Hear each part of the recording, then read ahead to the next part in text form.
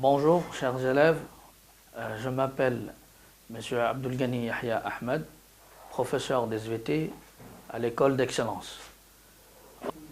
Donc, ce matin, nous allons voir la partie 2, qui est la biodiversité et écosystème.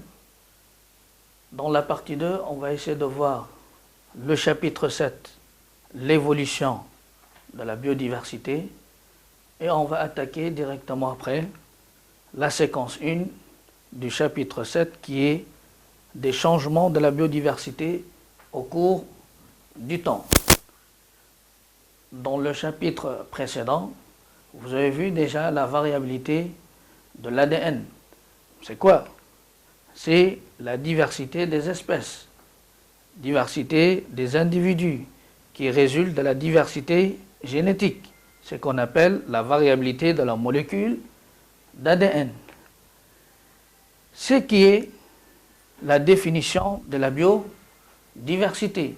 Ce que vous avez vu déjà dans le chapitre 6, la diversité des espèces et des individus qui résulte de la diversité génétique, qui est la variabilité de l'ADN. Ceci montre déjà la biodiversité de ce qu'on va voir au niveau du chapitre 7. Donc, biodiversité. On a la biodiversité actuelle. Vous voyez des espèces différentes, des espèces marines, des espèces végétales, vous avez aussi des espèces animales. Autre aussi, vous avez la biodiversité passée qui date depuis. En quelque sorte, vous avez les dinosaures qui n'existent pas actuellement, mais qui existaient avant dans le passé. Ce que je dois savoir maintenant, c'est comment la biodiversité actuelle résulte-t-elle d'une évolution au cours du temps. On va attaquer directement maintenant la séquence 1, qui est des changements de la biodiversité au cours du temps. La biodiversité va subir au fur et à mesure au cours du temps des changements. Une situation, la biodiversité actuelle résulte d'une évolution au cours du temps géologique. En effet, l'environnement de la surface terrestre ayant changé durant les temps géologiques, ceci affecte les écosystèmes. Donc, au niveau d'un écosystème, un milieu de vie pour certaines espèces, ils vont subir une évolution, ce qui veut dire leur nombre va se répandre. Problème. Comment la biodiversité a-t-elle changé au cours du temps? Grand A, biodiversité actuelle est passée dans un écosystème marin. On va choisir un milieu qui est l'écosystème marin.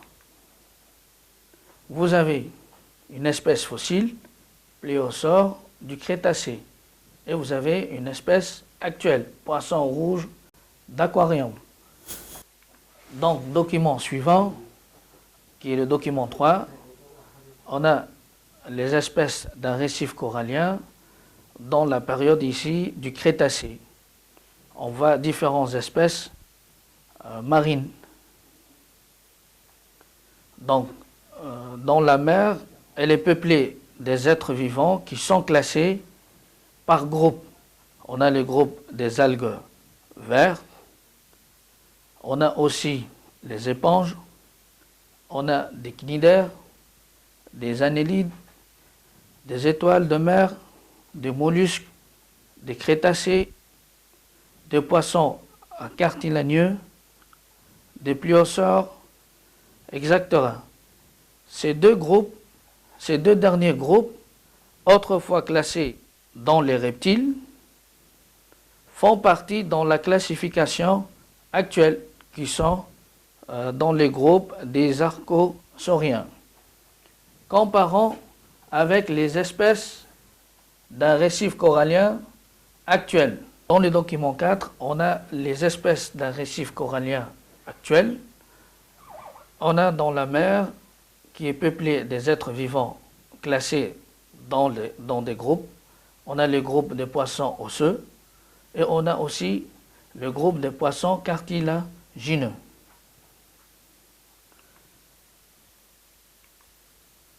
Dans le document 5, on va voir maintenant l'évolution de la biodiversité depuis 360 millions d'années. Ce qui veut dire qu'on a pris une période qui date depuis 360 millions d'années et on va voir la biodiversité, l'évolution de la biodiversité. Donc, qu'est-ce qu'on peut voir au niveau de ce graphique?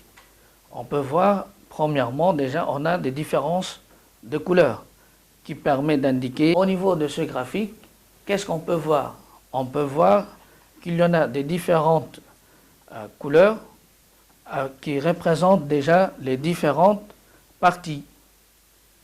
Et aussi, on a la taille, par exemple, de ces différentes couleurs qui permet de représenter maintenant le nombre des espèces, comme par exemple les oiseaux, si on les compare avec celles des crocodiles, le nombre des espèces des crocodiles est faible par rapport à celle des oiseaux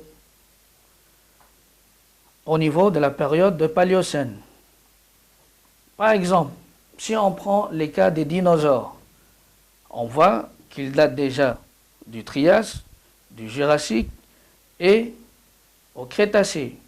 Mais à partir déjà fin Crétacé, ces dinosaures ont eu une extinction, voire la disparition de cette espèce. Ce qu'on appelle, au cours du temps, il y a eu déjà une évolution. Évolution, soit une extinction, ou bien augmentation du nombre d'espèces.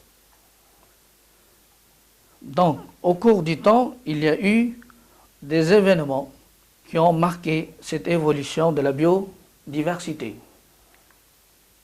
Maintenant, nous allons montrer les crises biologiques et diversification des espèces. Qu'est-ce qui fait qu'au niveau de chaque événement, il y a une variation de nombre d'espèces? On a vu déjà, au niveau des périodes, il y en a des événements qui se sont déroulés et qui ont permis la variation du nombre des espèces.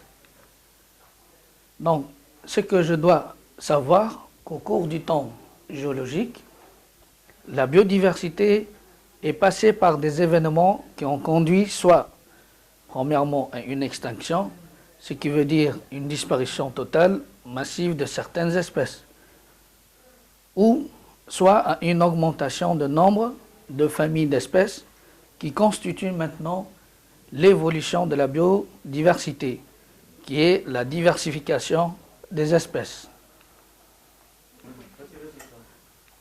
Donc, on va voir des exemples. Voici un graphique qui nous montre la diversité en nombre de familles marines dans un milieu, dans un écosystème marin. Donc, vous voyez déjà l'évolution au cours du temps. Et au niveau de cette évolution, au cours du temps, de la biodiversité, on voit qu'il y a des crises. Donc ici, on peut compter qu'on a 5 crises majeures. La première crise qui date au niveau des périodes d'Ordovicien et Silurien. Deuxième crise au niveau des Dévoniens et Carbonifères. Troisième crise, c'est au niveau du Permien et du Trias. Quatrième crise, c'est au niveau des Trias et au niveau du Jurassique. Cinquième crise qu'on a vue déjà, la crise du Crétacé, qui date de 65 millions d'années. Donc, au niveau de ce graphique, on nous montre qu'à chaque fois, au cours du temps, il y a eu un événement qui a permis à certaines espèces, leur nombre de diminuer, voire diminution de leur nombre de familles. Et après la crise, au cours du temps, va y avoir une évolution. Et que leur nombre va augmenter. Maintenant, on va voir c'est quoi une crise biologique. Définition. Une crise biologique est une disparition en masse de plusieurs groupes ou d'espèces. Donc, comment s'expliquent maintenant ces crises biologiques? Par la chute d'une météorite. On va prendre toujours la période du Crétacé tertiaire qui date de 65 millions d'années. Cette période a subi des événements. L'événement, c'est la chute des météorites. Vous voyez que c'est énorme, ça prend déjà une très grande partie au niveau de la surface de la Terre qui est frappée par des météorites. Et ce qui a permis, par exemple, la disparition des dinosaures. On va voir aussi une intense activité volcanique qui a permis aussi la disparition des dinosaures et que certaines espèces, ils ont en profité de l'espace vacant, comme par exemple les dinosaures, comme ils ne sont pas présents, leur nombre a commencé à se multiplier. C'est qu'on parle de l'évolution de la biodiversité de certaines espèces. L'effet destructeur régional, dévastation, incendie, séisme, grand tsunami, fut accompagné d'un important rejet de poussière obscurcissant l'atmosphère. Le rejet de poussière et de gaz dans l'atmosphère ont entraîné des changements climatiques, comme par exemple la réduction de la luminosité, le refroidissement, puis l'effet de serre, qui vont affecter également la biosphère. Donc la biosphère sera touchée. Beaucoup d'espèces disparaissent. L'étude des fossiles nord-américains témoigne très explicitement de l'explosion des mammifères à la fin de la période du Crétacé. Celle-ci est illustrée et montrée par une évolution spectaculaire de la biodiversité. Exemple, vous voyez une gigantesque explosion volcanique qui émet des gaz et des poussières. De même, ces projectés vont aller sur des centaines de kilomètres qui vont affecter la biosphère.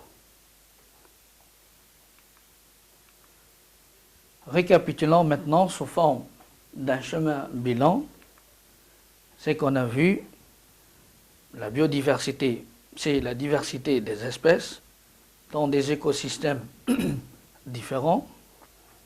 Donc, au fil du temps, ou bien au cours du temps géologique, on a par exemple ici des périodes de précambriens,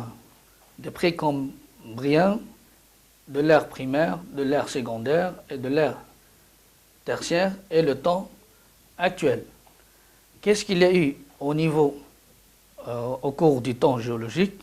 Il y a eu des événements qui se sont déroulés, comme par exemple pour la période des précambriens, il y a eu la formation déjà de la Terre, la création de la Terre, qui date depuis 4600 millions d'années, ou bien 4,6 giga-années. Dans la période précambrien et ère primaire, qui date de 570 millions d'années, il y a eu l'apparition de la vie, qui date depuis 3500 millions d'années. Au niveau de l'ère secondaire, il y a eu ce qu'on appelle la crise biologique, qui datait de 250 millions d'années. La plus importante qu'on a vue déjà au niveau de cette séance, c'est la date de 65 millions d'années. C'est la période là où il y a eu une crise majeure, massive, est appelée crise crétacée tertiaire, qui datait de 65 millions d'années. C'est là où il y a eu déjà l'extinction totale massive des dinosaures et l'apparition avec un très grand nombre d'espèces de mammifères, des vertébrés, qui se sont répandus avec un très grand nombre de familles.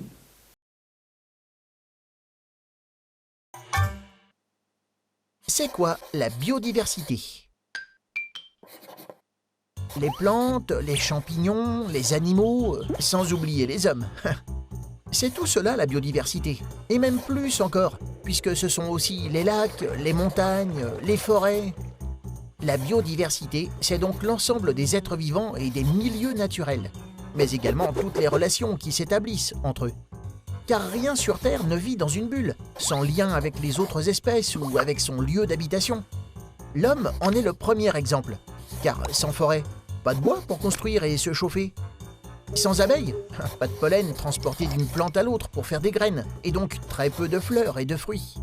Sans végétaux, bien difficile de se soigner, car plus de 70 000 espèces de plantes servent à fabriquer des remèdes. Ainsi, la biodiversité représente un trésor d'équilibre où chaque élément a son utilité. Or, aujourd'hui, ce trésor est menacé par les activités humaines. On pêche trop de poissons, on coupe trop de bois, on rejette trop de produits chimiques sur les sols. Résultat, le nombre d'espèces animales et végétales diminue, ce qui menace la vie de millions d'êtres vivants. Mais il existe des solutions. Par exemple, encourager l'agriculture bio, replanter des arbres ou encore développer les aires protégées. Et ça marche! Les bisons d'Europe ont ainsi échappé à l'extinction grâce à la création de parcs animaliers. Tu te poses des questions? Nous, on y répond. Maintenant, vous allez passer à l'exercice. Voici l'énoncé. Et vous allez vous aider à partir de votre manuel à la page 114-115 pour répondre aux questions suivantes. Donc je vous donne le temps de les traiter.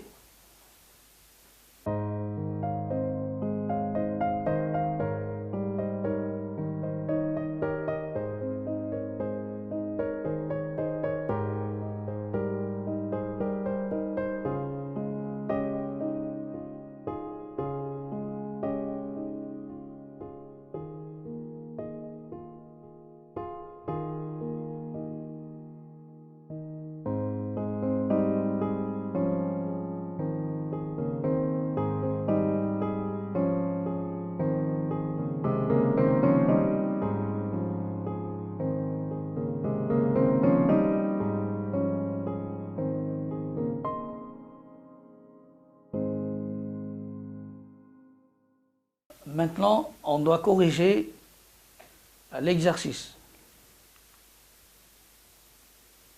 Voici le corrigé de l'exercice de la question 1. Il s'agit de deux écosystèmes marins, ce qu'on a vu déjà au niveau des documents. Un écosystème actuel et l'autre du Crétacé. Donc il s'agit de reconstitution d'un récif corallien du passé. Les points communs, on note que plusieurs groupes actuels existaient au Crétacé, il y a plus de 65 millions d'années. Ce sont les groupes numérotés de 1 à 9. Les fossiles, c'est-à-dire c'est les restes de ces groupes actuels, ont été découverts certainement dans les couches sédimentaires datées du Crétacé. Maintenant, les différences. Deux groupes, les plio, Maintenant, les différences. Deux groupes, les plysiosaures et les ichthyosaures. qui existaient au Crétacé ont disparu de l'écosystème marin actuel, n'existent plus. La preuve de leur existence est apportée par la découverte des fossiles, des restes. Par la découverte des fossiles, des groupes, par exemple, vous allez voir au niveau du document 1. Pour la réponse de la question 2, vous avez la période du Crétacé s'acheva il y a 65 millions d'années. Cette limite entre le Crétacé et le Paléocène est marquée par la disparition des taxons. Que veut dire taxon? C'est-à-dire des groupes de dinosaures et de ptérosaures qui existaient déjà depuis la période du Trias. En revanche, vu la taille des bandes, le nombre d'espèces présentes dans les taxons, comme les oiseaux, les mammifères, a littéralement explosé après le Crétacé. Ça veut dire que leur nombre a augmenté. Et chez d'autres, comme les serpents et les lézards, la hausse est moindre. Leur nombre a commencé, ou bien on peut dire qu'ils sont en voie de disparition. Le nombre de groupes de tortues reste constant avant et après la limite.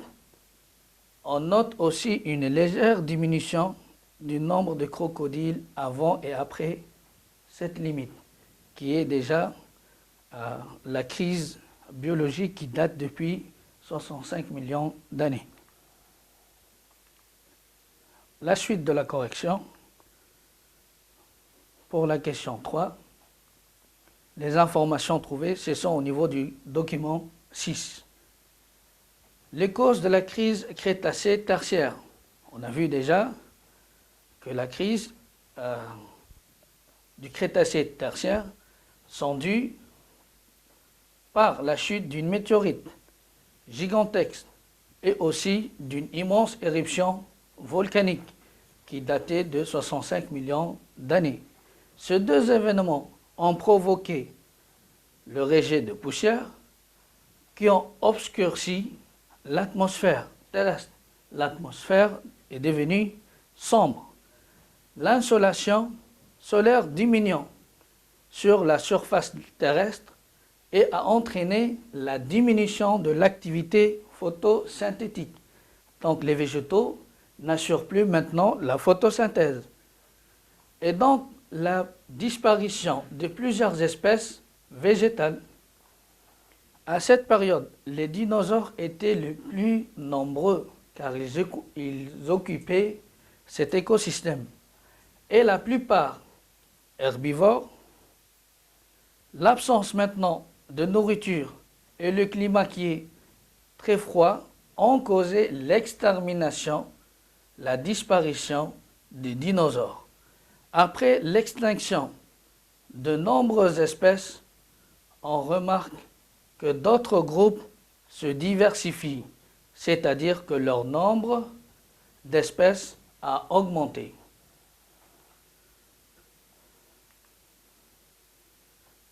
Maintenant, information trouvée au niveau du document 7 sur le graphique, on démontre qu'il y a eu 5 crises majeures au cours du temps géologique. Les crises sont caractérisées dans un premier temps par une chute brutale de nombre d'espèces, c'est l'extinction de certains groupes, et il est intéressant de remarquer que cela est suivi d'une augmentation brutale, c'est ce qu'on appelle la diversification de certaines espèces survivantes. Comme on a vu, celle de mammifères et des oiseaux. Bilan, ce qu'il faut retenir maintenant au niveau de cette séquence, c'est que la biodiversité que nous observons aujourd'hui n'est pas celle du passé. En effet, depuis 3 milliards d'années, qu'il y a eu l'apparition de la vie sur Terre. la biodiversité a été sans cesse modifiée au fur et à mesure dans le temps. Des moments particuliers de temps géologique ont été marqués par des extinctions massives appelées crises biologiques, qui ont conduit à la disparition brutale de nombreuses espèces. Les causes de ces disparitions sont diverses. On a l'impact des météorites, la chute des météorites. On a aussi le volcanisme, changement climatique, etc. L'effet de ces cataclysmes sur la biodiversité n'est pas seulement néfaste, mais aussi a permis l'apparition d'espèces, par exemple, après la crise Crétacé-Tertiaire qui datait de 65 millions d'années, le groupe de mammifères et des oiseaux se sont diversifiés. La biodiversité actuelle est donc un moment particulier de l'histoire de la vie. Merci de votre attention. Bye et bon courage et restez chez vous.